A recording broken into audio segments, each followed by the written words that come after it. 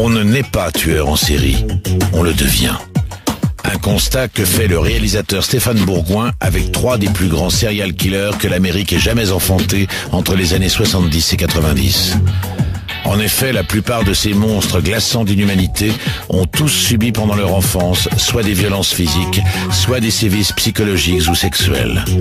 À travers leur parcours macabre et un entretien à huis clos avec chacun d'eux, le film que vous allez voir révèle un profil commun à tous les tueurs en série. Froid, calculateur, méthodique, sans compassion. Tout de suite dans Infrarouge, voici les portraits de Ed Kemper, Rod Ferrell et Gérard Schaeffer, 3 prédateurs qu'il valait mieux ne jamais croiser.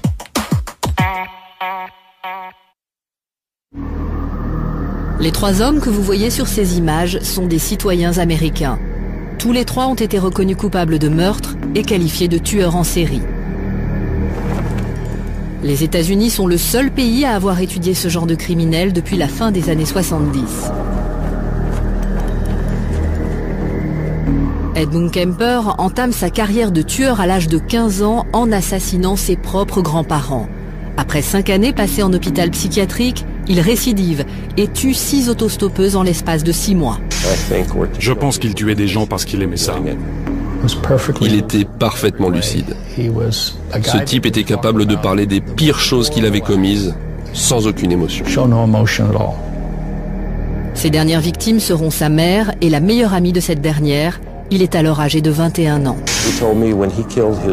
Il m'a dit que quand il tua la meilleure amie de sa mère, il avait eu un orgasme. Condamné à vie et incarcéré en Californie depuis 1973, celui qu'on surnomme l'ogre de Santa Cruz est toujours derrière les barreaux.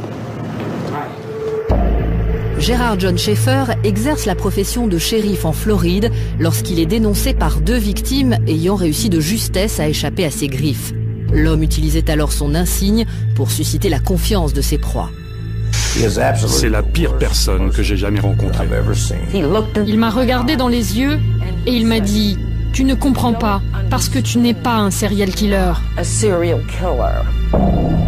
Condamné à vie en 1973 pour le meurtre de 2 jeunes femmes, la justice lui attribue dans un premier temps 32 autres victimes avant d'évoquer une centaine de meurtres. Gérard Schaeffer fut assassiné par un codétenu en 1995. À l'époque, j'ai pensé que si jamais il sortait de prison et que je devais me retrouver un jour face à lui, je n'aurais pas hésité un instant à le tuer. Enfin, Roderick Justin Ferrell est arrêté en 1996 après un double meurtre d'une extrême sauvagerie. Il est alors âgé de 16 ans. Il tua 2 personnes et il les tua sans aucun scrupule. Ça l'a excité, il a eu le sentiment d'être important. Plus jeune condamné à mort de l'État de Floride, sa peine fut commuée en prison à perpétuité au vu de son âge au moment des faits. Il aurait tué d'autres gens. Les plus grands experts en criminologie s'accordent à dire que Roderick Ferrell fut appréhendé au tout début de son parcours de tueur en série. Il est aujourd'hui toujours derrière les barreaux.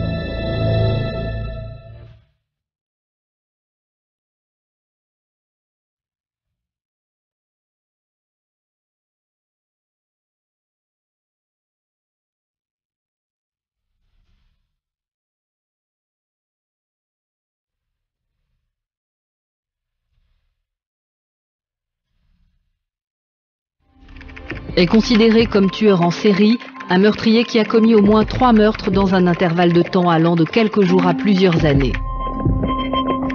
Psychopathe caractérisé par sa boulimie de meurtre et par le plaisir qu'il tire de ses actes. Ses crimes lui procurent un sentiment de toute puissance qui lui fait penser qu'il ne sera jamais pris.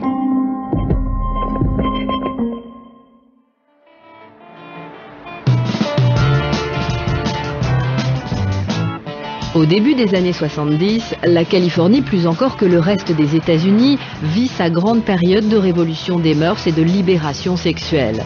Nous sommes en pleine époque du Flower Power et les jeunes femmes en particulier s'émancipent.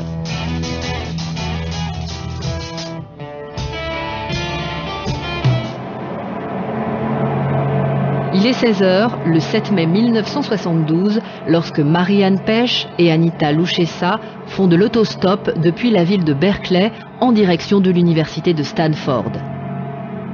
Une voiture s'arrête L'homme qui est au volant leur propose de les emmener à destination. Les deux étudiantes montent dans la Ford Galaxy. C'est la dernière fois qu'elles furent aperçues vivantes.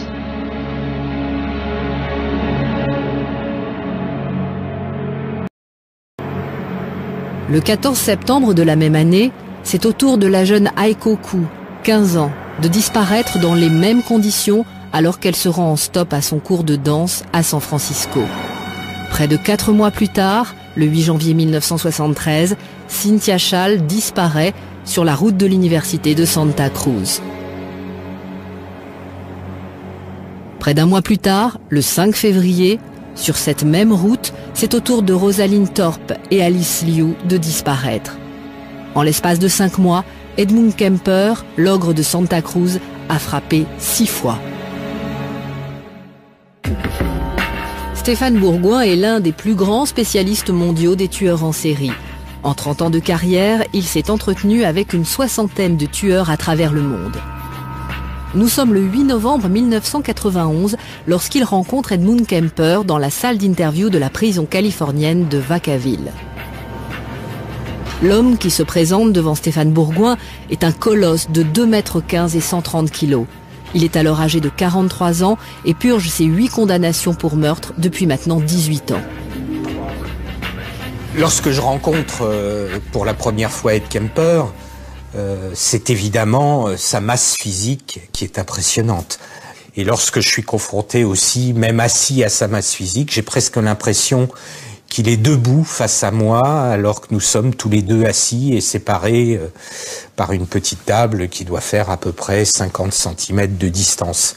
Et c'est vrai que c'est extrêmement impressionnant.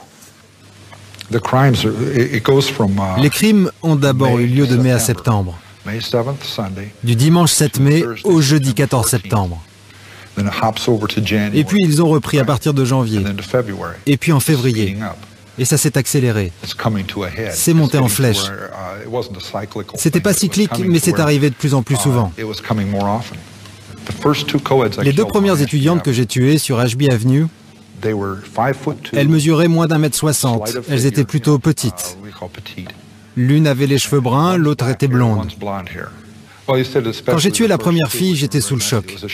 J'étais terrorisé, rien n'allait. J'ai tout fait de travers. Je me suis comporté comme un idiot. Après avoir mis le corps dans le coffre, j'avais les mains pleines de sang et je me suis dit « Oh mon Dieu, je l'ai fait, je peux pas le croire, merde. Maintenant, je dois tuer l'autre. » Notre homme se livre facilement. Il n'a aucune difficulté à exprimer les horreurs qu'il a commises et qui malheureusement ne furent pas les premières.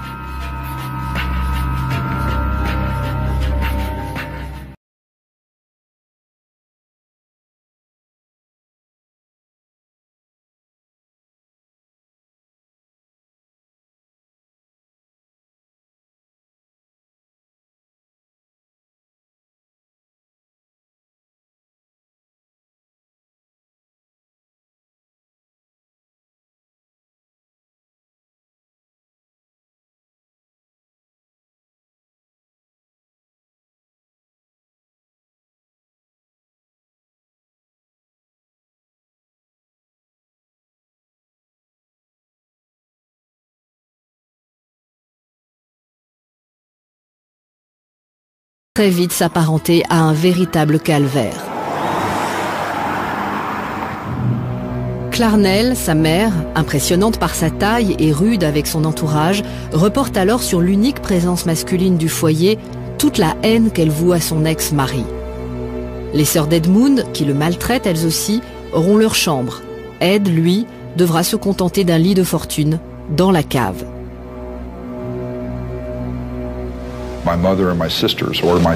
Ma mère et mes sœurs montaient dormir à l'étage, où j'allais moi aussi avant. Mais moi je devais descendre à la cave. Allez expliquer ça à un enfant de 8 ans. C'est incompréhensible. Pourquoi moi je devais aller à la cave? Je descendais en enfer et elle montait au paradis. La surface de la terre c'était le salon. Et moi je devais descendre et affronter des démons, des monstres, des fantômes qui me terrorisaient. Elle n'y était pas obligée. Il est obligé de dormir dans la cave où il n'y a absolument aucune fenêtre et où il y a une terrifiante chaudière à l'ancienne qui fait beaucoup de bruit et qui a 2 ouvertures. Et pour lui, la nuit, lorsque les flammes jaillissent au travers de ces ouvertures, il a l'impression que c'est les yeux du diable qui le regardent directement. Harold Cartwright est avocat. Commis d'office lors du procès de Kemper, il est alors enquêteur pour la défense. Il se souvenait de cette époque et il me la décrivait en détail. Il m'a dit alors que ça avait été la pire période de sa vie. C'est à cette époque que ses sœurs se moquaient de lui. Elles le rudoyaient sans cesse, elles le brimaient, tout simplement. Et sa mère était une personne brutale. Jamais physiquement, mais selon lui, elle était très brutale avec lui.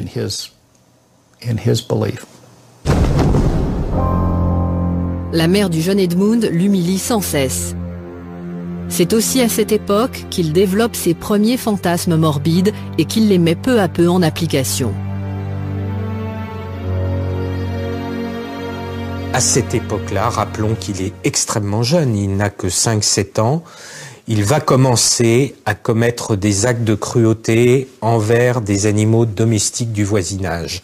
Des chiens et des chats disparaissent et on se rend compte, puisque sa mère découvre les corps momifiés de ces animaux dans le placard de la chambre de Ed Kemper.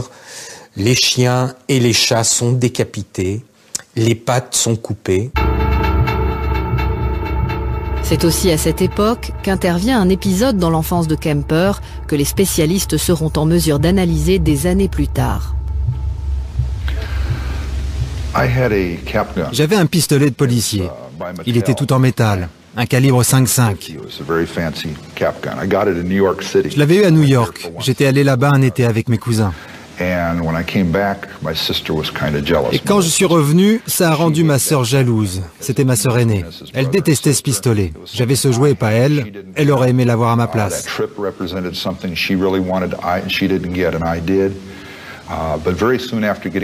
L'après-midi, alors qu'on venait tout juste de rentrer de voyage, elle a commencé à se disputer avec moi pour une broutille.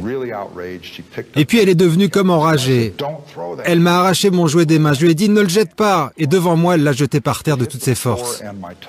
Je l'ai ramassé, il était totalement cassé. Elle avait cassé mon pistolet. Il ne fonctionnait plus. Alors je suis allé dans sa chambre et je lui ai pris sa poupée. Une très jolie poupée qu'elle avait, comme toutes les filles ont. Il y avait une paire de ciseaux dans sa chambre. Il y avait aussi une machine à coudre. J'ai pris les ciseaux. J'ai arraché la tête de la poupée et je lui ai coupé les mains avant de lui jeter à la figure. Tu as cassé mon jouet, je t'ai cassé ton jouet. Voilà ce que j'ai fait.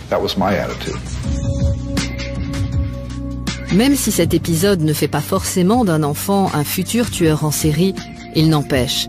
C'est un geste lourd de sens que Kemper reproduira sur les corps de la plupart de ses victimes. Jean-Pierre Bouchard est un des plus grands spécialistes français de la question des tueurs en série. Il a étudié des dizaines de cas comme celui d'Edmund Kemper. Alors, le fait que soit arrivé cette chose où il décapite la poupée de sa sœur par vengeance et lui coupe les membres, c'est quelque chose que l'on retrouvait déjà dans la psychologie d'Ed Kemper, où déjà il fantasmait là-dessus.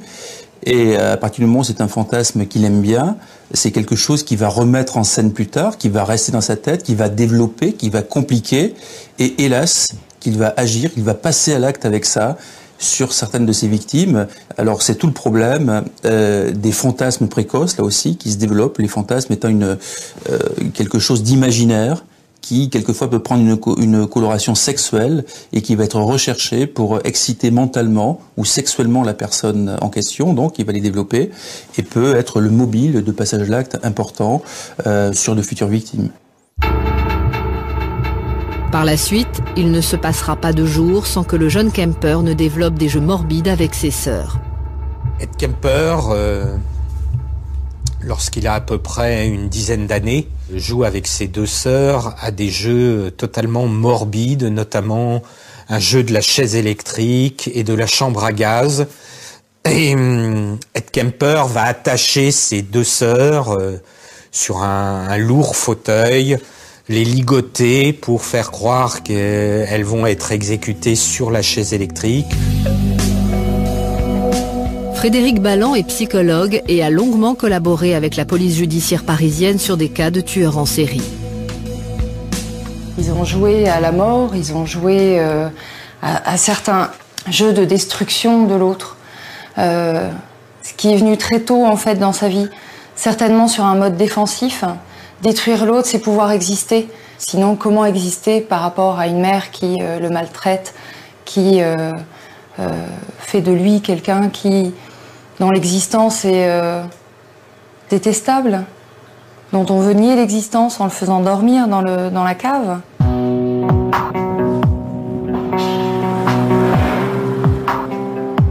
Les mois et les années passent à Helena, et dans la maison familiale, le petit Edmund rêve à ce père absent dont les souvenirs trop lointains le hantent.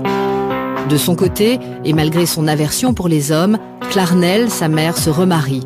Et le tout nouveau beau-père d'Edmund l'emmène régulièrement pêcher près du barrage qui surplombe le lac d'Helena.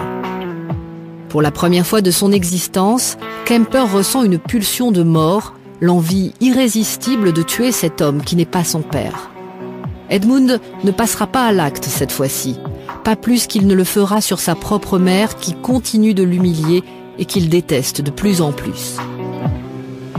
Je pense que le meilleur côté de mon caractère, ça a été de résister à cette sorte de pression que ma mère m'a imposée quand elle faisait tout pour que je devienne ce qu'elle appelait un bon enfant. Je serais devenu fou si j'avais été l'enfant qu'elle souhaitait. Je ne suis donc pas devenu cet enfant-là. D'une certaine façon, comment dire, j'ai résisté à ma mère. Kemper, qui ne peut donc plus supporter sa mère, décide alors de partir. Direction la Californie. Il a alors un seul but en tête, rejoindre son père. Mais le jeune Kemper va subir une déconvenue supplémentaire. Je ne suis allé là-bas qu'une seule fois, mais j'ai dû partir. On était allé là-bas pour Noël chez mon père à Los Angeles, mais après, il a fallu que je parte. J'avais de grosses frictions avec mon demi-frère et ma belle-mère. On a eu des problèmes. Je ne les intéressais pas, ils ne m'aimaient pas, ils s'étaient construit une nouvelle vie et moi, j'étais désespéré parce que je n'avais jamais eu la présence d'un homme à mes côtés. Je voulais que mon père m'aime, je voulais qu'il me le prouve, je voulais sa reconnaissance. Mais après, ça a très mal tourné. On s'est beaucoup disputé et il n'a pas voulu me prendre avec lui. Il a décidé de se débarrasser de moi. J'appartenais à son ancienne famille, je n'étais plus rien.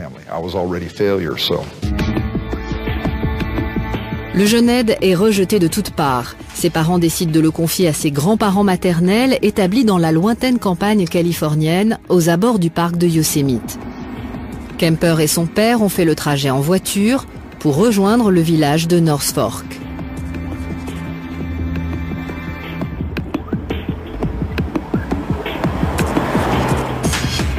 C'est dans cette maison qu'Edmund Kemper va être hébergé quelques mois et c'est ici qu'il va commettre pour la première fois l'irréparable. À l'époque des faits, Richard Verbrugge est inspecteur de police spécialisé dans les affaires criminelles. Il sera l'un de ceux qui, des années plus tard, arrêteront Kemper. Sa grand-mère était une femme très très dure. Elle le rendait furieux parce qu'elle faisait des choses qu'il aurait voulu faire. En revanche, il estimait que ce qu'elle lui donnait à faire, c'était des occupations de bonne femme. Elle ne me laissait jamais rien faire seule, elle ne me laissait jamais prendre des initiatives. J'ai développé un fantasme quand je pensais à elle, une envie de la tuer. Mon fantasme de décapitation a commencé à ce moment-là. C'est là qu'il s'est mis en place. Un jour, il tua sa grand-mère. Et quand son grand-père fut de retour, il savait que cela allait mal tourner. Du coup, il tua son grand-père. Après avoir tué ses grands-parents, Ed Kemper appelle alors sa mère pour la prévenir de ce qu'il vient de faire. Étant encore mineur, il n'a pas 15 ans, Kemper n'ira pas en prison. Il est interné à l'hôpital psychiatrique d'Atascadero en Californie le 6 décembre 1964. Il va y rester un peu plus de 5 ans. À l'époque, ni les médecins, ni les autorités ne détectent la marque d'un tueur qui récidivera un jour ou l'autre. À cette époque-là, les tueurs en série n'étaient pas connus. On avait très peu étudié ce genre de phénomène. On ne savait pas comment il fonctionnait exactement. C'était les débuts. Ça ne veut pas dire qu'il n'y avait pas de tueurs en série auparavant. Ça veut dire juste qu'on ne les avait pas étudiés, qu'on ne les avait pas forcément interpellés. La personnalité de Kemper sera évaluée et les psychiatres se tromperont de diagnostic, le déclarant schizophrène paranoïde. S'il a été diagnostiqué comme schizophrène paranoïde, ça veut tout simplement dire qu'il aurait été psychotique, il aurait été délirant, il aurait été halluciné, ce qui n'est pas le cas d'Ed Kemper. Il est absolument pas délirant, il est absolument pas psychotique, il n'est pas halluciné, il n'est pas schizophrène paranoïde. Donc c'est une erreur de diagnostic très importante, étonnante même, tellement elle est énorme. Et Ed Kemper, on le voit bien, n'est pas quelqu'un qui délire. Au contraire, c'est quelqu'un de très organisé, d'intelligent, mais qui a des mobiles très particuliers qui ont pris racine dans son passé familial, lui aussi très particulier. Le psychopathe a un goût prononcé pour les conduites antisociales sans éprouver de culpabilité. Personnalité instable et amorale, impulsive et intolérante à la frustration. Le psychopathe n'éprouve aucune empathie pour les autres.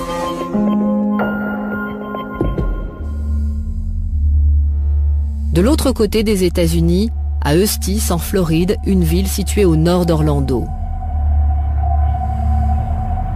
Nous sommes le 25 novembre 1996.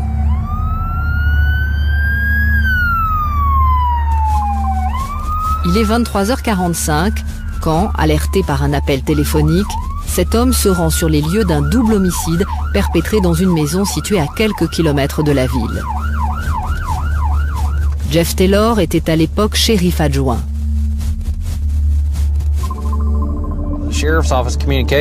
Sur le canal de communication du bureau du shérif, le canal 911, on nous annonça un appel d'urgence. Une fille avait retrouvé ses deux parents morts dans leur résidence.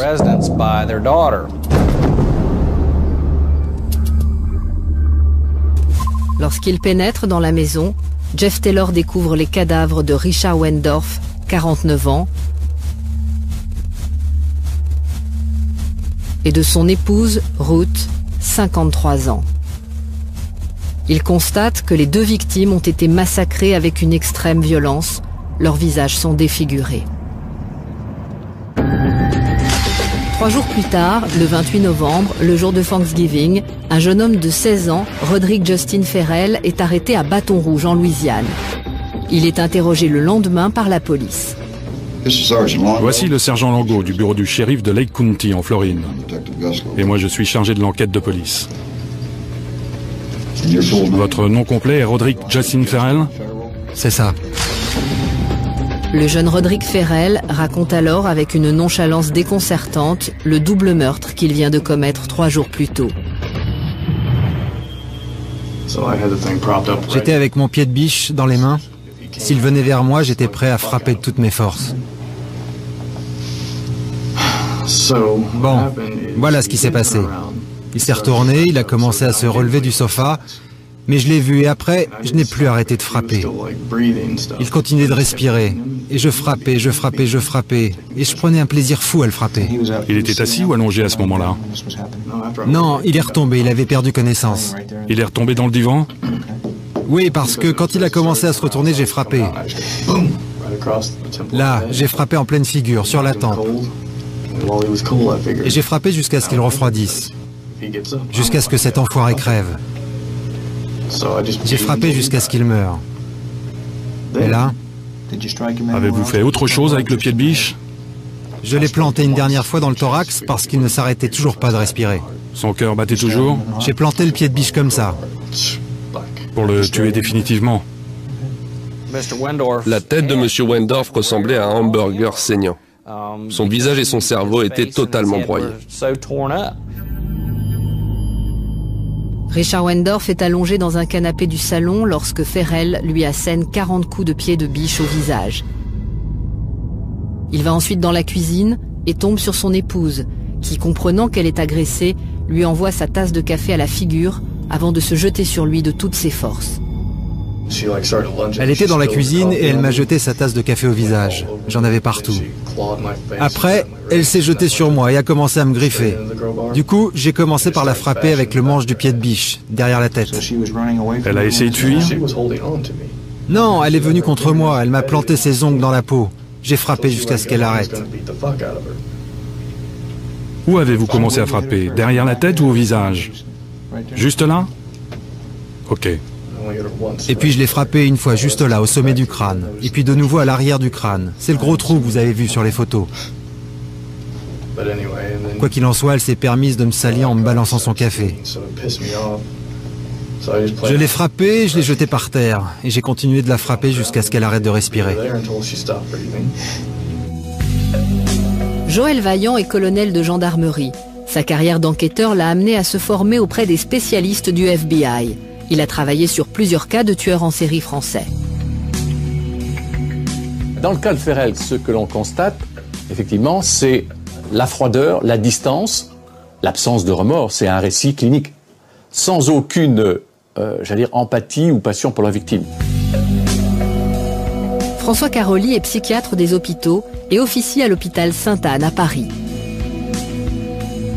Il est capable d'être totalement détaché de l'acte. Ça veut dire qu'il s'est détaché de l'aspect humain de ses victimes.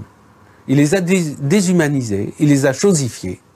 Et à ce moment-là, on ne voit pas pourquoi il aurait une émotion particulière. La seule chose qui lui donne de l'émotion, c'est éventuellement le plaisir de se souvenir, ou le plaisir d'avoir envie de recommencer, ou le plaisir de manipuler l'autre, ou le plaisir de devenir une vedette, ou de devenir célèbre, et le plaisir de montrer sa toute-puissance. Donc, on comprend que ça soit totalement désaffecté. Le 27 février 98, celui que la presse surnommera le vampire de Stis est condamné à la chaise électrique. Mais après 3 ans passés dans le couloir de la mort, sa peine est commuée en prison à perpétuité au vu de son âge au moment des faits.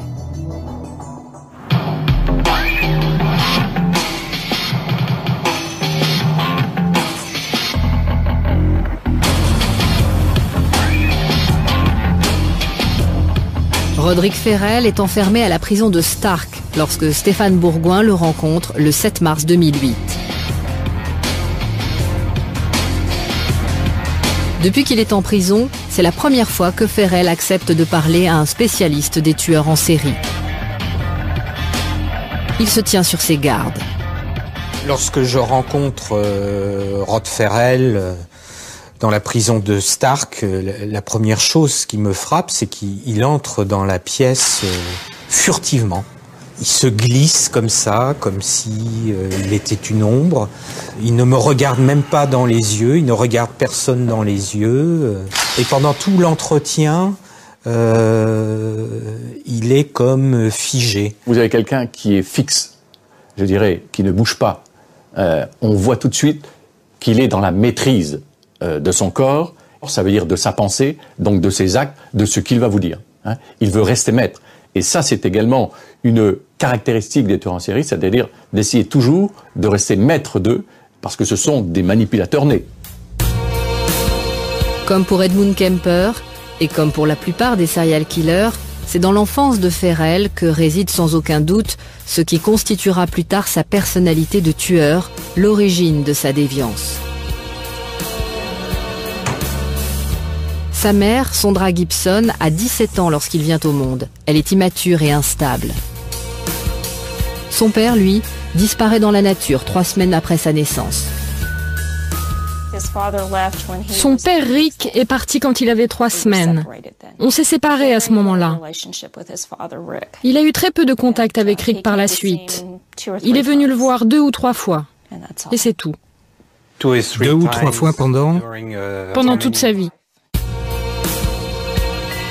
Le jeune Rod est donc élevé par des grands-parents à la fois très religieux et eux-mêmes totalement déviants. Vos grands-parents étaient très stricts, très religieux. Oui, très. Ils étaient pentecôtistes. Et vous avez parlé aussi de messes noires qui se sont passées.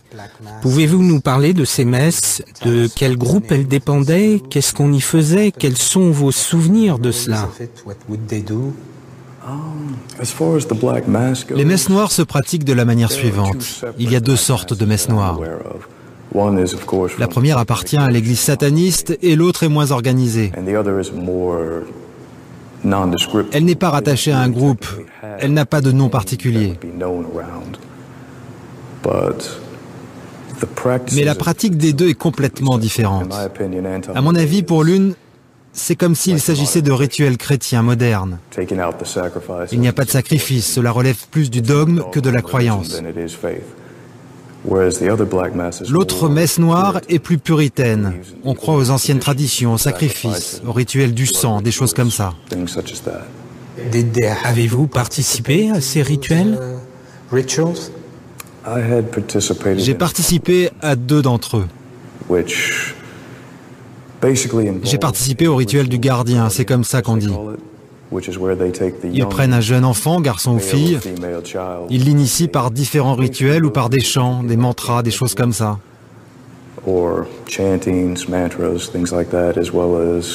Parfois par des sacrifices de sang qui représentent la conception, le sang de Dieu, etc. Ils les élèvent comme ça et créent chez eux une identité avec le groupe. Et ils deviennent les gardiens du groupe.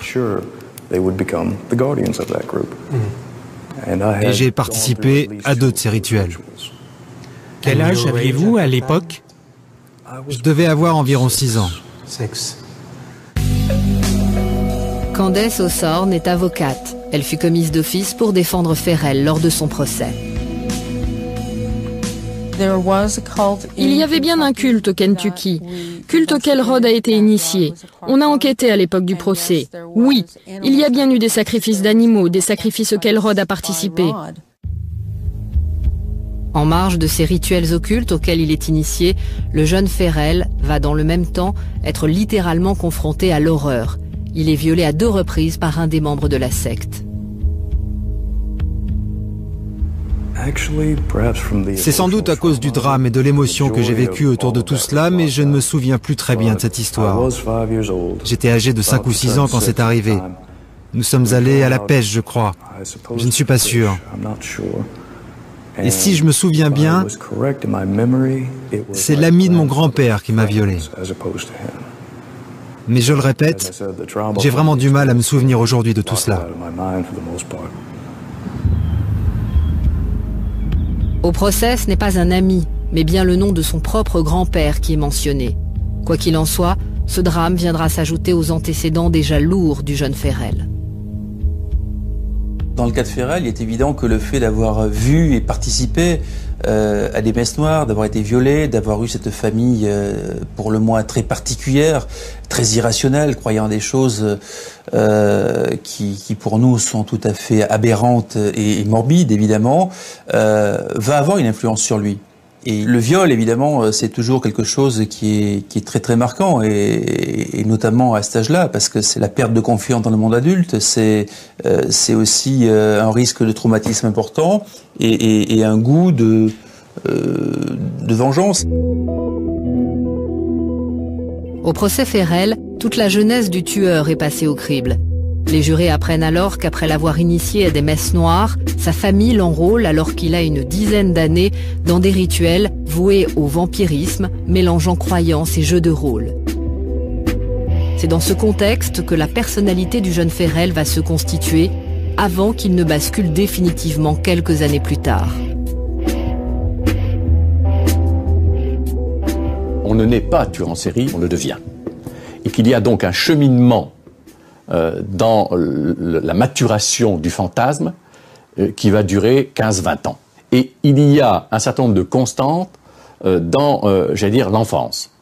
On constate que 30% de ces tueurs en série ont souffert de sévices physiques, 70% de sévices psychologiques et 40% de sévices sexuels. L'adolescence du jeune Ferrell se déroule entre le Kentucky, d'où il est originaire, et Eustis, en Floride. C'est la période où il bascule. Le vampirisme devient pour lui un moyen de dominer ses copains de lycée qui l'endoctrinent pour mieux les manipuler. Il va alors développer toutes sortes de techniques pour dominer son entourage. Shane Matthew assure à l'époque la sécurité au lycée d'Eustis. Il a eu affaire de nombreuses fois avec Ferrell. À l'époque où j'ai connu Ferrell ici, c'était un jeune homme très manipulateur. Il avait imposé des règles très strictes à ses copains. Il leur téléphonait chaque jour, à de nombreuses reprises, et il leur envoyait également des lettres. C'est comme cela qu'il les manipulait. Il leur interdisait d'avoir des amis autres que lui, ou alors certains qui étaient déjà à sa botte et qu'il leur imposait comme amis. En fait, il n'avait pas le droit de s'intéresser à autre chose qu'à sa propre personne. C'était sa manière de les manipuler. Comment faisiez-vous pour avoir une telle influence sur votre groupe? En fait, j'utilisais principalement des moyens psychologiques. J'étais souvent allé à la librairie de l'université et j'avais étudié la psychologie. J'avais également lu des livres qui m'ont permis de me renseigner sur la façon de penser des humains. J'utilisais différentes techniques qu'on peut considérer comme des techniques de lavage de cerveau ou d'altération du processus mental. Je jouais aussi sur les mantras, ou encore sur le dérèglement des sens, des choses comme ça. Et vraiment, j'essayais de pénétrer leur mental, leur esprit, de sorte qu'il n'y avait plus que moi qui existais pour eux.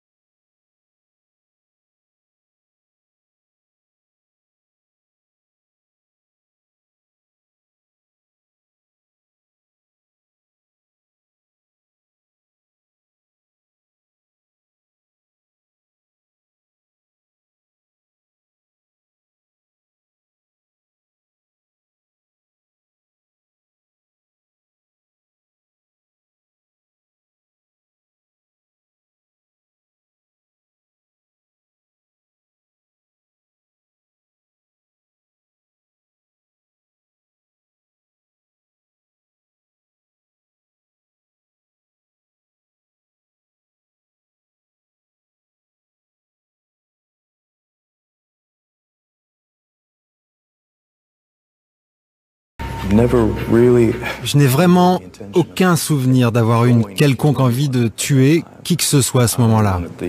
Je voulais juste voler leur véhicule. Et pour être tout à fait franc, je ne me souviens plus des détails.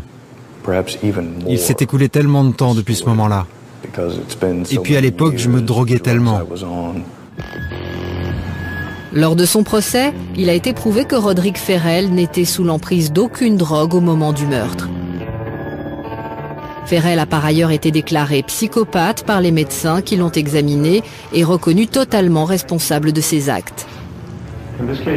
Le fait d'avoir été évalué pour Ferrell comme psychopathe ou antisocial, hein, c'est la même chose.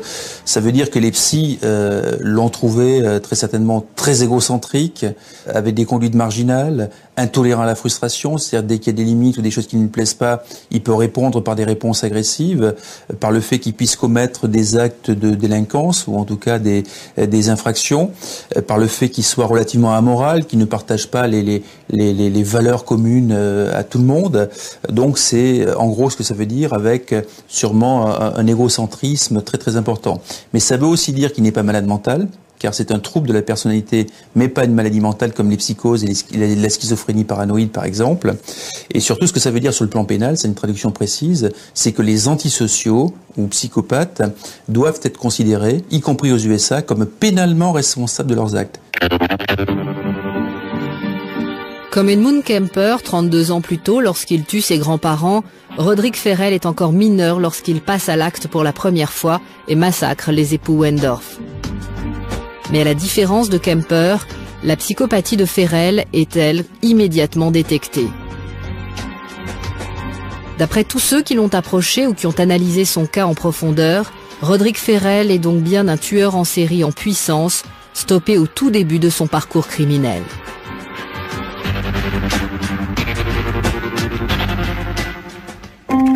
Le mode opératoire désigne tout ce que va faire un tueur en série pour réaliser son crime. La signature désigne les éléments repérables de la psychologie du tueur laissés sur la scène de crime.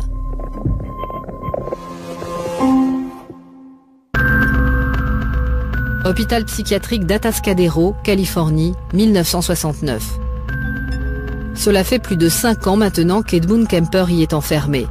Celui qui a assassiné ses grands-parents à l'âge de 15 ans est maintenant âgé de 21 ans. Aucun incident n'a émaillé son séjour. Ed paraît tout à fait assagi. Le 30 juin 1969, les autorités décident de mettre Kemper en liberté surveillée. Mais les psychiatres ont détecté un vrai problème relationnel entre Edmund et sa mère. Les psychiatres de l'hôpital ont recommandé que les contacts avec sa mère soient limités. Ils n'ont pas préconisé qu'il n'y ait aucun contact, ils ont préconisé des contacts limités. Ils avaient détecté dans ses antécédents de vrais problèmes avec sa mère. 3 mois plus tard, la California News Authority, qui gère son cas, prend une décision qui va à l'encontre des psychiatres qui l'ont suivi. Elle le place chez sa mère, qui est revenue s'installer à Santa Cruz, en Californie, où elle travaille à l'université. L'erreur sera fatale. À cette époque, Kemper cumule les petits boulots. Dans le même temps, il commence à fréquenter un bar de Santa Cruz. C'est le repère des policiers de la ville qui viennent s'y détendre le soir autour d'un verre. À l'époque, Jim Conner est un de ceux-là. Il est alors un de ces policiers qui patrouillent en ville au volant de leur voiture pour assurer la sécurité des habitants. Beaucoup d'officiers de police et d'adjoints connaissaient Ed à cette époque. Et lui savait qu'on venait ici prendre une bière après le travail. Il se joignait à nous de temps en temps. Kemper est donc devenu un intime des policiers de la ville. C'est à ce moment-là qu'il va rôder son mode opératoire avant de basculer irrésistiblement dans l'horreur. Sa cible, les étudiantes qui font de l'autostop. Pourquoi ? Parce que ma mère travaillait à l'université. Ma mère et ces jeunes femmes de la middle class étaient à l'université et moi, j'étais comme mon père. Je n'étais pas à la hauteur de ces jeunes femmes. Elles étaient trop bien pour moi. Je me sentais rejeté. Elles représentaient tout ce que je voulais détruire. Comme tous les tueurs en série, Kemper va d'abord imaginer et rôder son mode opératoire. Pendant 3 ans, il va le mettre au point et prendre près de 300 autostoppeuses à bord de sa voiture entre Santa Cruz et San Francisco. J'avais mis au point un jeu. Je roulais et je prenais des gens qui faisaient de l'autostop. J'ai constaté que certaines personnes ne voulaient pas monter dans ma voiture parce que un jeune homme seul au volant, c'est pas très rassurant. Du coup, je me suis dit, mais pourquoi? Et j'ai voulu voir si je pouvais changer ça. Faire monter les personnes qui ne voulaient pas et les emmener où elles voulaient. Parce que je savais que je ne leur ferais rien. Alors j'ai réfléchi. En fait, tout dépend de l'image que vous donnez. Si vous êtes surexcité, oh génial, des autostoppeuses là-bas, dans ce cas-là, évidemment, personne ne montera dans votre voiture. En revanche, si vous regardez votre montre avec un air pressé, je n'ai pas de temps à perdre, vous regardez dans votre rétroviseur, vous vous arrêtez, ce type est un businessman, aucun risque, on peut monter. J'ai donc joué à ce petit jeu et elles sont montées dans ma voiture. Mais à ce moment-là, j'imaginais pas du tout tuer des gens. C'est plus tard, quand j'ai commencé à tuer des gens, que je me suis servi de cette technique. Un jour de mai 1972, le 7 mai précisément, Kemper passe à l'acte. Ce jour-là, 2 étudiantes de 18 ans, Marianne Pêche et Anita Luchessa, font du stop sur la route qui va de Berkeley à l'université de Stanford. Kemper va déployer tous ses talents pour les faire monter dans sa voiture. Pêche ne voulait pas monter. L'autre fille, Anita Luchessa, elle, n'avait aucune expérience de l'autostop. Qui monte à l'avant, qui monte à l'arrière. Elle a ouvert la porte et m'a demandé si j'étais OK. Elle m'a dit Stanford. J'ai répondu, je vais à Palo Alto, je peux vous déposer. Super! Elle a ouvert la porte, elle a rabattu le siège avant pour que son amie monte à l'arrière, mais l'autre se méfiait, elle ne cessait de me fixer avec un air très sérieux. Elle savait qu'elle ne voulait pas monter, tout était réuni, un homme seul, dans une voiture coupée, et non pas une 4 portes, sans autre moyen pour sortir que de passer par la portière avant. Elle n'aurait pas dû monter dans cette situation, toutes les mauvaises conditions étaient réunies. Mais comme j'ai regardé ma montre quand je suis arrivé, ai-je vraiment le temps de les emmener? Elle a fini par se dire, ce type n'est vraiment pas dangereux. Et elle est montée.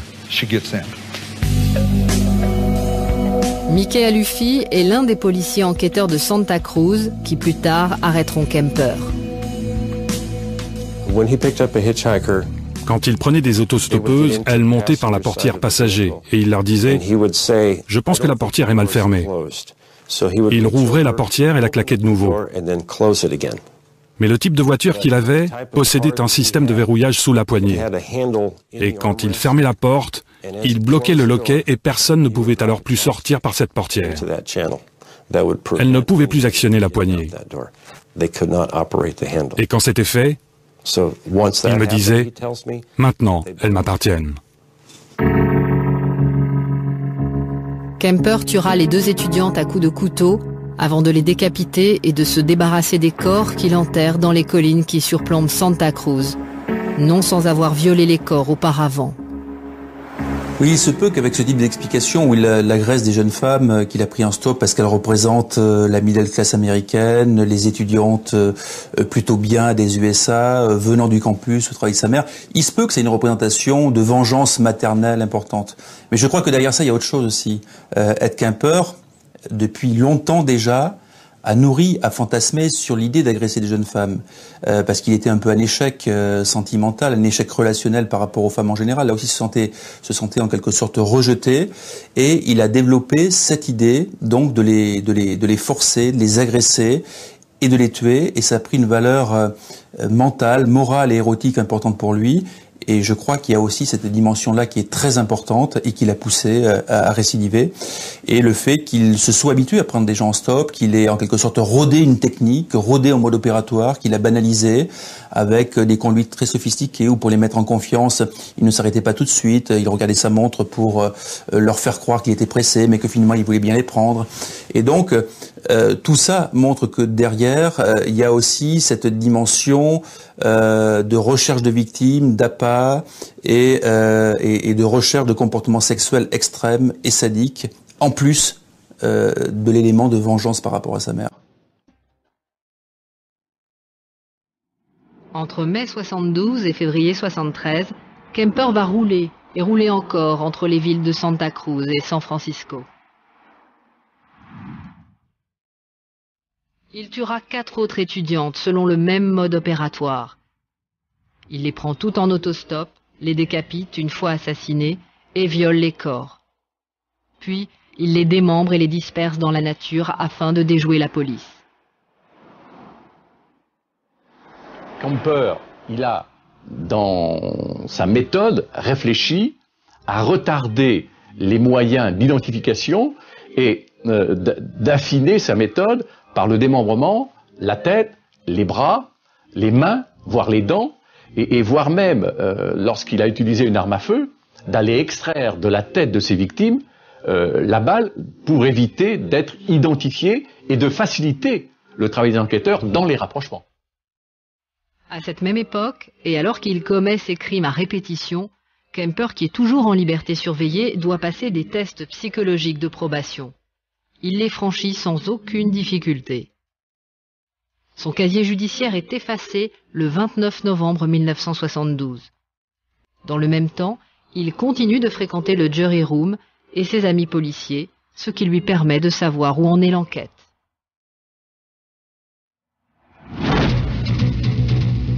En l'espace de 6 mois, Kemper a tué 6 autostoppeuses. Son mode opératoire est très bien rodé et rien ne semble pouvoir désormais l'arrêter. Pourtant, un mois plus tard, il met un terme à cette série de meurtres, décidant d'épargner les 2 nouvelles jeunes filles qu'il prend à bord de sa voiture. À la fin, quand j'ai pris ces 2 autostoppeuses, elles ressemblaient aux 2 premières, Marianne Pêche et Anita Luchessa, qui travaillaient à l'époque au Mills College. Et voilà ces 2 nouvelles filles de plus qui montent dans ma voiture. Nous avons remonté la 14e et nous sommes arrivés à la hauteur d'un grand échangeur routier avec la 580. Elles voulaient passer sous l'autoroute, faire demi-tour et reprendre l'autoroute dans cette direction-là. Et en prenant cette direction, je savais ce qui était arrivé quelques mois plus tôt sur la route de Pamela. J'avais tué Anita Luchessa et Marianne Pêche. Le Mills College est dans cette direction en centre-ville. Elles n'étaient pas d'accord. Elles voulaient aller dans cette direction-là. Je me suis dit, ne prends pas cette direction, et je ne peux pas leur dire pourquoi. Vous ne devriez pas prendre ce chemin. Le Mills College est par là. Non, nous savons que c'est par là que nous voulons aller. À ce moment-là, en approchant de l'embranchement, je leur dis non, nous devons nous mettre à droite, prendre l'autoroute et la direction du centre-ville. Et vous voulez prendre à gauche et vous approcher ainsi de votre propre mort. Parce que même si je prenais une autre route que celle de Pamela, au-dessus de la 580, même si je faisais demi-tour pour reprendre l'autoroute, il y avait un endroit là-bas, un cul-de-sac, une rue très calme qu'on pouvait rejoindre très vite, et là, elles étaient mortes. Il était urgent de ne pas y aller. Et si j'avais pris ce chemin, cela ne m'aurait pas encouragé à arrêter. Il n'aurait plus été question que je me teste. Mes armes étaient dans ma voiture quand elles sont montées. C'était exactement la même situation qu'avec les deux premières. J'étais terrifié à l'idée de les tuer. À ce moment-là, j'avais tué les autres étudiantes. C'était 2 mois après les 2 dernières. Et je voulais savoir si je pouvais résister, comme on arrête de boire ou de fumer. Elles étaient pétrifiées. Oh mon Dieu, nous n'aurions pas dû monter dans la voiture de ce type. Je leur ai répondu, restez calme, tout va bien, si je me trompe, je vous le promets, on fera demi-tour et on prendra alors la route que vous vouliez emprunter. Et je savais qu'après la prochaine sortie, on accédait directement au centre-ville. Croyez-moi, s'il vous plaît. Elles étaient transies, elles ne pouvaient plus bouger ni parler, leur visage était pétrifié. Je me suis dit, merde. Mes armes étaient sous mon siège, vous savez. J'ai rejoint l'autoroute et 2 sorties plus tard, j'étais au Mills College. Mais elles n'étaient pas plus rassurées. Elles refusaient de prendre un chemin qu'elles ne connaissaient pas. Ça les terrorisait. Mais elles ne savaient pas que si j'avais accepté de prendre leur route, j'aurais probablement dit OK et j'aurais tué une fois de plus. J'aurais supprimé 2 vies supplémentaires. Je ne connaissais pas ces 2 jeunes femmes, je ne sais pas où elles en sont aujourd'hui. Elles ne se souviennent probablement pas de cet incident. Je les ai emmenées jusqu'au Mills College, à l'intérieur du Mills College, jusqu'à l'entrée du collège, exactement au pied de l'immeuble. Et elles sont sorties de la voiture et elles se sont engouffrées dans le bâtiment sans se retourner. Et elles ont dû refaire de l'autostop. Mais vous savez quoi? Je pense qu'elles ne se sont jamais doutées jusqu'à aujourd'hui de ce qui aurait pu leur arriver. Kemper a donc rompu son rituel. Tuer des autostoppeuses ne lui suffit plus. Il met cette fois un nom et un visage sur son besoin viscéral de meurtre. Depuis ce dimanche-là jusqu'au samedi d'après, pendant toute la semaine, je n'ai cessé de me répéter « Ma mère va mourir, je vais la tuer ». Le vendredi suivant, je suis rentré à Santa Cruz dans l'après-midi. J'ai bu jusque tard dans la soirée. Je me suis endormi jusqu'à ce que ma mère arrive et nous avons échangé nos derniers mots, sans nous disputer. Je suis allé la voir dans sa chambre pour parler avec elle. Je ne suis pas en train de me donner des excuses pour le meurtre. Je dis juste qu'il suffisait qu'elle me dise quelque chose, qu'elle me dise les bons mots pour arrêter toute cette merde. Le petit enfant que j'étais a ressurgi dans ma tête. Il fallait juste qu'elle me dise quelque chose et je stoppais tout. Je me souviens qu'elle lisait un livre, qu'elle l'a reposé et qu'elle m'a dit « Oh mon Dieu, tu ne vas pas rester toute la nuit à me parler ». D'habitude, dans les mêmes circonstances que cette nuit-là, j'aurais répondu « Non » et je serais parti. Elle aurait su qu'elle m'avait vexé et le lendemain, nous nous serions reparlés. Mais là, je savais que nous n'allions pas reparler. Je suis reparti dans ma chambre, je savais que je n'allais pas dormir, je me suis allongé 3 ou 4 heures. Il devait être environ 5 heures du matin quand je suis revenu avec un marteau. Je lui ai défoncé le crâne et je lui ai coupé la tête. Alors ce que fait Kemper sur sa mère, c'est évidemment tout à fait extrême. Hein. C'est un matricide, mais pas un matricide comme on le voit couramment, où en général les gens, quand ils tuent leurs parents, les tuent de façon plus normale, je dirais, où il n'y a jamais cette connotation sexuelle, il y a rarement des altérations sur le corps des victimes, et il n'y a surtout pas de décapitation. Donc on sent chez Ed Kemper le cumul et l'énorme expérience qu'il a avant ce matricide, de l'agression, de ses fantasmes sadiques avec démembrement, décapitation, de la haine extrêmement ancienne, remontant à ses plus jeunes années, contre sa mère, et du désir d'élimination totale de sa mère, avec cette conduite tout à fait étonnante et peut-être unique de viol du cadavre de sa mère démembré, donc après avoir lui donné la mort. Donc on sent bien qu'il y a le cumul de ce désir de vengeance extrême sur la mère, mais aussi tout ce passé d'érotisme sadique qui est là, et ce désir d'agression érotique aussi du cadavre de sa mère pour mieux l'anéantir en quelque sorte. Après avoir tué sa mère, Kemper assassine la meilleure amie de cette dernière qui travaille comme elle à l'université de Santa Cruz. Puis il décide de quitter la ville. Pervers pathologique, personne au tempérament froid et calculateur. Les autres ne sont pour lui que des objets qu'il manipule pour les dominer et arriver à ses fins.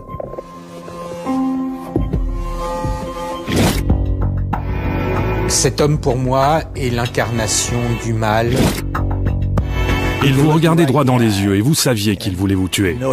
Quand il souriait, on pouvait voir la mort sur son visage.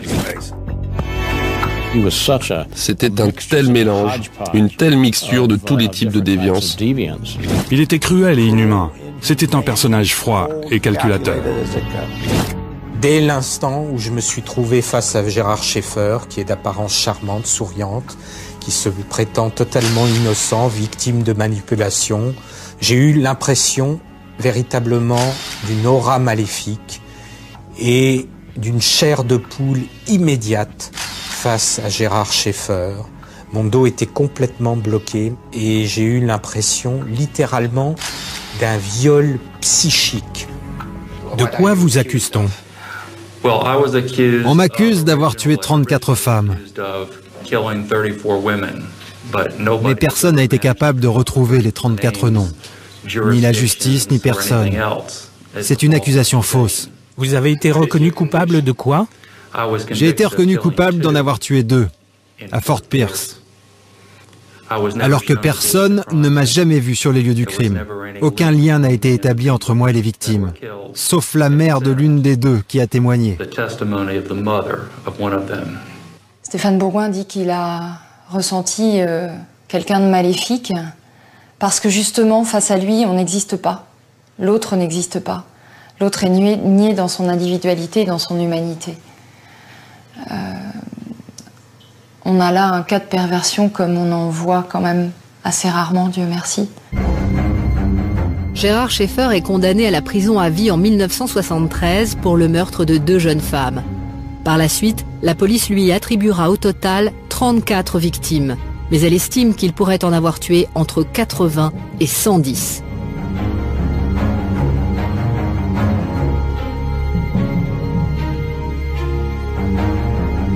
En 1972, Robert Crowder est déjà shérif du comté de Martin, en Floride.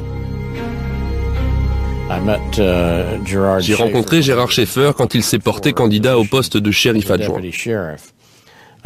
À ce moment-là, il était officier de police à Wilton Manor en Floride, dans le comté de Broward. Et il cherchait un job de shérif adjoint dans un autre comté. À l'époque, il avait une apparence tout à fait normale, une bonne tête. Il semblait très sympathique et très charismatique quand il s'entretenait avec les gens. Et puis, nous nous sommes vite aperçus que derrière cette façade se cachait tout autre chose.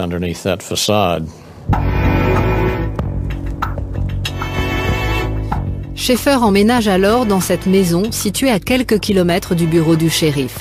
Il semble alors convenir parfaitement au poste de shérif adjoint. Mais 28 jours plus tard précisément, Schaeffer commet une énorme faute et va être démasqué par son supérieur.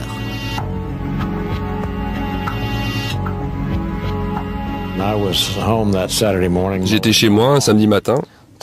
Le téléphone sonne, ma femme m'appelle et je prends le téléphone, c'était Schaeffer. Et il me dit, vous allez vraiment être fou de rage contre moi, j'ai vraiment fait quelque chose de stupide, quelque chose de pas bien. Je lui ai alors dit, dites-moi ce qui s'est passé. Il me dit, hier, alors que j'étais en train de travailler, il y avait 2 filles, 2 gamines en train de faire de l'autostop. Et je me suis arrêté pour parler avec elles et j'ai essayé de les mettre en garde contre les dangers de l'autostop, pour des filles, de tout ce qui pouvait leur arriver. Et elles se sont mises à rire et ne m'ont pas pris au sérieux.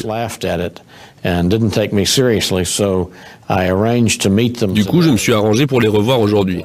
et j'ai voulu leur faire très peur, pour leur montrer, pour les convaincre que ce qu'elles faisaient était dangereux.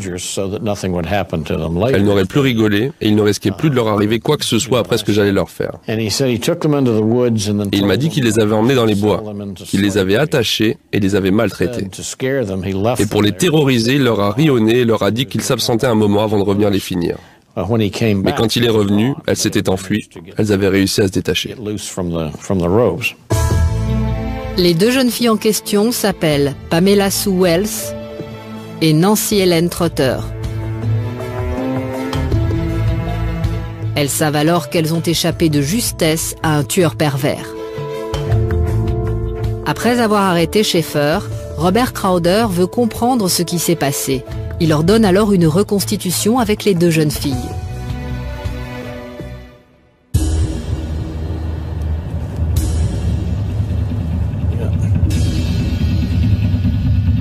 Ce qu'il va découvrir va le glacer.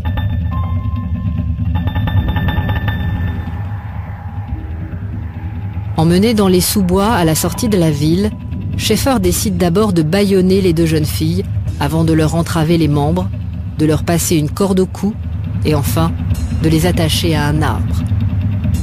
Et puis, Schaeffer leur annonce qu'il s'en va, qu'il a une course à faire, mais qu'il va revenir pour finir son travail. Il leur annonce qu'il va les tuer, mais qu'avant, il va d'abord les torturer.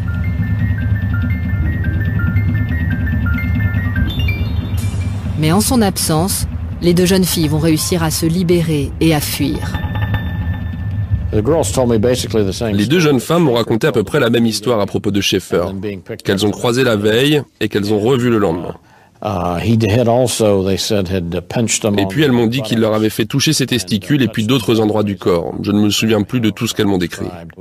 Elles ont commencé à être terrorisées quand il les a ligotées et quand il les a suspendues. Schaeffer est donc arrêté par son supérieur. Survient alors un nouvel élément qui va le démasquer définitivement. Deux corps sont dans le même temps retrouvés dans les environs de Vero Beach, à Fort Pierce précisément.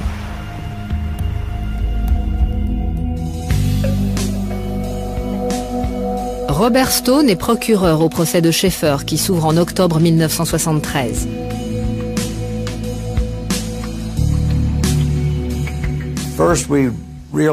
D'abord, on a réalisé qu'on avait peut-être mis la main sur un assassin. Et puis, il s'est trouvé qu'un vieux monsieur qui se promenait dans les bois a trouvé par hasard des os, peut-être des ossements humains. Alors la police est allée là-bas. Elle a ratissé l'endroit et elle a retrouvé les restes de deux personnes, deux humains. Ils ont retrouvé les corps de ces deux femmes. Leurs dents avaient disparu. Et presque au même moment, la mère d'une fille qui était portée disparue en septembre 72 s'est rendue au bureau du shérif. Elle avait repéré un numéro de plaque d'immatriculation. Elle est allée au bureau des cartes grises pour savoir à qui elle appartenait. Or, il se trouvait que c'était celle de Gérard Schaeffer qui était déjà en prison. L'appartement de Schaeffer est alors perquisitionné et ce que les policiers découvrent chez lui finit de les convaincre de sa culpabilité. Il conservait des souvenirs de ses victimes et nous avons retrouvé une boîte remplie de bijoux et des effets personnels de différentes filles portées disparues dans le comté de Broward, situé un peu plus au sud. Et nous nous sommes dit qu'il avait probablement tué aussi ces personnes. Lors de la perquisition, outre les bijoux de ses victimes, les policiers retrouvent même des photos que le tueur a prises lui-même avant et après ses meurtres. Comme pour Pamela Wells et Nancy Trotter, Schaeffer utilise le même mode opératoire lorsqu'il enlève Susan Place et Georgia Jessup. Sous la contrainte, il emmène les deux jeunes filles dans les bois, au bord des marais qui bordent l'océan. Il choisit alors une clairière située au milieu des marais, à quelques centaines de mètres de la route et à l'abri des regards. Il les ligote et les attache aux arbres. Il leur faisait boire de l'alcool. Et une fois qu'elles étaient saoules, il les prenait en photo. Et il prenait du plaisir à les terroriser. Il les suspendait au bout d'une corde et les faisait souffrir. Il faisait tout ce qui était en son pouvoir pour humilier ces femmes. Le rituel est lié vraisemblablement au plaisir de dominer, bien entendu. D'ailleurs, c'est souvent à l'arme blanche que ça se passe, parce qu'il y a un contact physique avec les victimes, soit à l'arme blanche, soit par strangulation, soit par suffocation. Donc, il touche les victimes et il les fait souffrir lentement, manifestement. Et le rituel est dans la lenteur. Et après les avoir tués, il violait leur corps aussi longtemps qu'il le pouvait. Et puis il finissait par les démembrer et par se masturber au-dessus de leurs restes. Ce qui est caractéristique de Schaeffer, c'est qu'il cumulait des paraphilies. Alors qu'est-ce que ça veut dire paraphilie? C'est tout simplement ce qu'on appelait autrefois les perversions sexuelles. Alors ce sont des motivations érotiques très particulières qui ne sont pas du tout partagées par tout le monde. En l'occurrence pour Schaeffer, c'était son goût immodéré et très érotique du plaisir qu'il prenait à sadiser ses victimes. Et à les sadiser par le bondage, les attachements, les liens qu'on a retrouvés dans ses dessins, comme dans ses passages à l'acte et sur ses scènes de crime. Mais c'est aussi le fait qu'il érotisait tout ce qui tournait autour des matières fécales, la coprophilie, tout ce qui tournait autour de l'urine et des émissions urinaires, donc l'urophilie. Il faisait boire ses victimes pour les voir uriner, pour les photographier, donc c'est tout à fait caractéristique. Il a retiré évidemment un plaisir sexuel et surtout ce grand sadisme qui là aussi est une paraphilie extrêmement grave et extrêmement dangereuse. Donc Schaeffer cumulait tout ça avec une façade sociale protectrice et ça l'a fait quelqu'un d'extrêmement dangereux. Lors de son procès, Schaeffer échappe à la peine de mort qui est à l'époque suspendue en Floride. Il est alors condamné à la prison à perpétuité. Plus tard, alors qu'il est toujours derrière les barreaux, la justice fera officiellement le lien avec 32 autres meurtres commis dans la région grâce aux preuves retrouvées chez lui.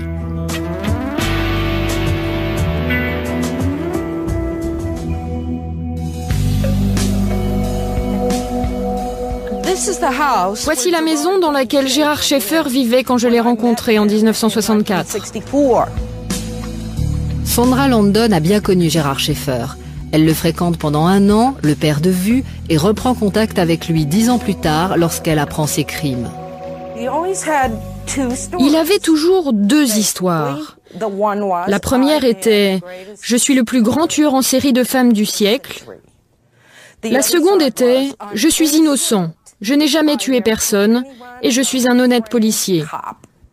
Et je me souviens d'un moment mémorable. Il m'a dit cette phrase, très lentement. Il m'a regardé droit dans les yeux et il m'a dit « Tu ne peux pas comprendre, parce que tu n'es pas un serial killer ». Quand il fut reconnu coupable pour les 2 meurtres, Robert Stone fit le lien avec 34 meurtres ou disparitions de femmes jusqu'alors inexpliquées. En parlant avec Schaeffer de ces autres cas,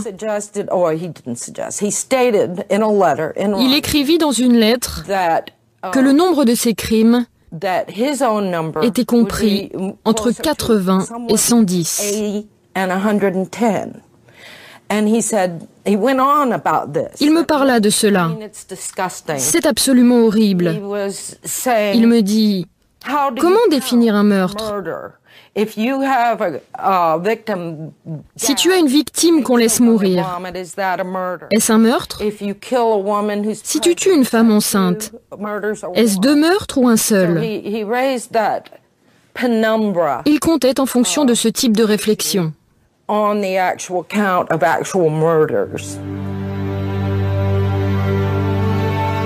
Alors qu'il est en cellule, Gerhard Schaeffer pousse le vice jusqu'à publier des nouvelles sous le titre de Killer Fiction, nouvelles dans lesquelles il met en scène, sous l'alibi du roman, ses propres crimes.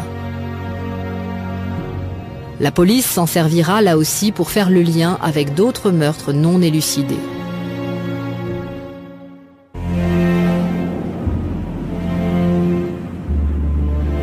Dans les années 60, Schaeffer habite avec ses parents la station balnéaire de Fort Lauderdale, en Floride. Il est issu d'une famille catholique très pratiquante. Enfant, Schaeffer se met à détester son père qui commence à tromper son épouse. Dans le même temps, il entretient avec sa mère des rapports fusionnels. Il avait le droit de dormir dans le lit de sa mère. Ou plutôt, il dormait encore avec sa mère alors qu'il avait plus de 16 ans. Sondra Landon se souvient également d'un épisode qui à l'époque ne l'avait pas marqué. Elle n'avait alors que 16 ans. On était assis sur la plage. Il faisait nuit. On était enroulés dans une couverture qu'on utilisait d'habitude pour s'allonger. On l'avait mis sur nos épaules. Et soudain, il devint très sombre. Et il m'annonça qu'il éprouvait le désir de tuer des femmes. Avec le recul, Sondra Landon se souviendra des années plus tard d'autres épisodes ayant émaillé leur jeunesse et qui lui permettront de faire parler Schaeffer. Lorsque Stéphane Bourgoin le rencontre en novembre 91, Gérard Schaeffer est en prison depuis 18 ans. Il n'a jamais avoué officiellement ses crimes. Livrant parfois des anecdotes sur certaines disparitions de jeunes femmes, il s'est contenté de jouer au chat et à la souris avec la justice qui tentait de le faire avouer. Stéphane utilise alors un moyen détourné pour le faire parler. Quand j'interroge Gérard Schaeffer et que je n'arrive pas à le bouger, je décide d'adopter une stratégie qui est de le faire parler de tueurs en série qui sont ses voisins de cellule, et notamment du plus célèbre d'entre eux, Ted Bundy, qui est en attente d'être exécuté dans le couloir de la mort de Floride. Donc je lui pose des questions en sélectionnant des rituels particuliers et des modes opératoires de crimes de Ted Bundy qui, je le sais, correspondent à ses propres rituels et modes opératoires. Et vous allez constater qu'en fait, Schaeffer m'avoue ses crimes entre les lignes. Il revivait en permanence ses crimes? Je ne dirais pas exactement en permanence. Il m'a dit qu'il avait suivi mon affaire dans les magazines de détectives et qu'il avait tué 2 filles à Washington pour me copier sur des crimes aussi terribles que ce que j'avais commis sur Place et Jessup. Je pense qu'elles s'appelaient Ott et Naisland. Et il m'a dit qu'il les avait emmenées dans un chemin forestier et qu'il les avait étranglées et qu'il avait violé les corps et qu'il était revenu et qu'il les avait de nouveau violées et qu'il les avait décapitées comme une sorte d'hommage. J'ai pensé, vous êtes des salopards d'avoir écrit ça. Regardez ce type qui a lu ça et qui croit vos conneries. Et bien que je n'ai rien dit de tout ça, maintenant, il est là à m'encenser. Ce n'était pas exactement encensé, c'était vraiment un hommage. Combien en as-tu réellement eu, Gérard? Ils ont dit 34. Est-ce que tu te les as toutes faites? Ou tu les as juste emmenées au cimetière? Je me suis dit, Ted pense que je suis le meilleur. Qu'est-ce que je peux répondre à ça? Qu'est-ce que je peux dire? Vous ne pouvez pas donner une réponse rationnelle à ça. Si vous lui disiez que c'était des conneries, il vous répondait « Non, non, je le sais ». Et il savait, parce qu'il l'avait vécu, et que je l'avais vécu. Pas ce qu'on avait écrit sur moi, bien sûr. Et il avait fait de son mieux pour copier ce qu'il avait lu. Il en avait eu 36. Il voulait être le meilleur. Ça le chagrinait que j'en ai eu 34. Et il avait peur que j'en ai d'autres et qu'il ne soit pas au courant. Il était toujours à me poser la question. Il voulait que je lui réponde non, j'en ai que 34, mais je n'ai pas dit ça. J'avais compris qu'il était très embêté à propos du nombre. Et moi, je revenais vers lui et je lui disais « Je suis le meilleur, Ted. Tu peux avoir peur. Je suis là et je suis le meilleur. » Juste comme ils disent. Le numéro 1. Monsieur Stone a raison. Le meilleur de tous. Et toi, tu n'es rien. Ça le rendait fou. Ce n'est pas possible. Je lui montrais la une du Palm Beach Post et je lui disais « Lis ça, mon vieux, c'est culte. En première page. Le Palm Beach Post. Culte. Je suis le leader du culte. Ce n'est pas possible. » Il était dégoûté. Il y a des éléments de perversion qui sont manifestes et qui sont liés au plaisir qu'il prend à certains moments à raconter son histoire, certes, mais en même temps à vouloir être meilleur que le meilleur. La perversion résidant au fait que d'une part il n'avoue pas ses crimes, mais en même temps il fait savoir que les autres sont moins bons que lui, qu'il est plus fort que les autres, et même si on regarde bien, on ne peut pas penser qu'au moment où il se lèche les babines, où il se passe la langue sur les lèvres, il n'éprouve pas un grand plaisir, puisqu'en même temps, il y a une intensité dans les yeux et dans la baisse du ton qui montre tout le plaisir qu'il a encore à, en quelque sorte, revivre ses expériences. Comme pour tous les tueurs en série, Gérard Schaeffer a jeté son dévolu sur des proies systématiquement plus faibles que lui. De jeunes femmes, plus faciles à attraper. Les tueurs en série, tels qu'on les a étudiés, ne sont pas des gens courageux, contrairement à ce que la littérature ou le cinéma veut bien faire croire. Soit ils sont courageux, soit ils sont extrêmement intelligents. Ni l'un ni l'autre ne sont vrais. Les tueurs en série sont des gens qui s'attaquent à des victimes plus faibles qu'eux. Ils s'attaquent à des femmes ou à des hommes jeunes, en général. Ils sont armés face à une victime qui va avoir beaucoup de mal à se défendre. Ils ne s'attaquent pas en fait à plus fort qu'eux. On peut remarquer que ce ne sont pas des guerriers. Ce sont des gens qui ont peur des autres, très souvent, qui d'ailleurs dans leur vie de tous les jours sont plutôt considérés comme gentils, certainement parce que le conflit n'est pas forcément quelque chose de simple pour eux, mais autrement ce sont plutôt des gens qui vont éviter de se confronter à des gens qui vont avoir une certaine puissance. Gérard Schaeffer est mort assassiné de 40 coups de couteau par un codétenu le 3 décembre 1995. Fantasme, scénario imaginaire figurant la réalisation d'un désir profond.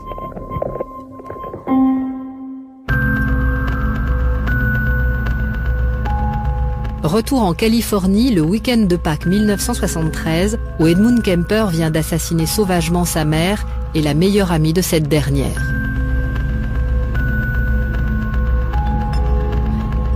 À la même époque, certaines parties de corps des 6 étudiantes qu'il a assassinées quelque temps plus tôt et qu'il a jetées à la mer sont revenues avec le courant sur la plage de Santa Cruz. La police est sur les dents. Kemper, qui se sent alors cerné, prend peur et décide de s'enfuir. Il quitte la Californie et roule jour et nuit avalant des pilules pour lutter contre le sommeil.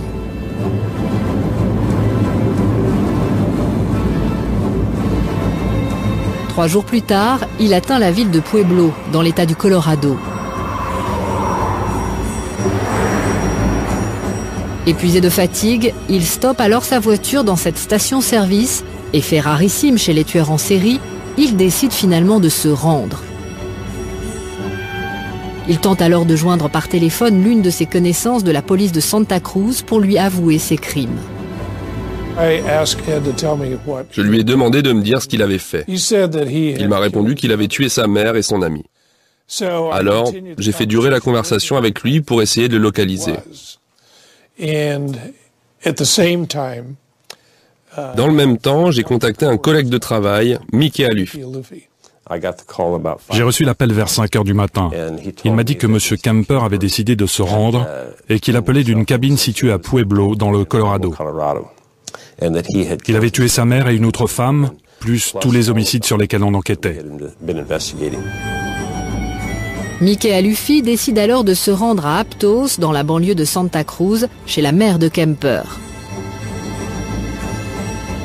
On a cherché dans la maison et on a trouvé les corps dans la salle de bain de sa mère. Et puis on est sorti, on a procédé au relevé des empreintes sur la scène de crime. Alertés immédiatement par Jim Conner, une fois Kemper localisé dans la ville, les policiers de Pueblo procèdent à son arrestation.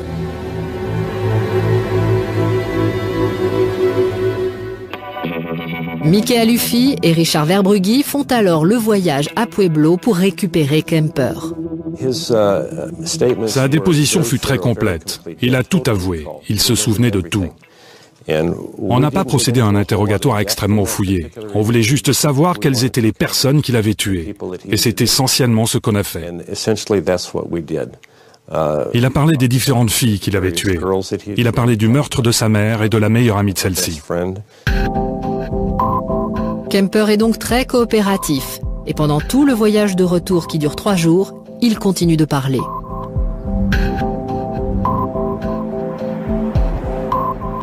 De retour à Santa Cruz, il accepte même de montrer aux enquêteurs où il a caché les corps de ses victimes. Kemper sera également très coopératif lors de son procès qui s'ouvre le 25 octobre 1973, se montrant prolifique même sur les pires détails, sans que sa voix ne trahisse la moindre émotion.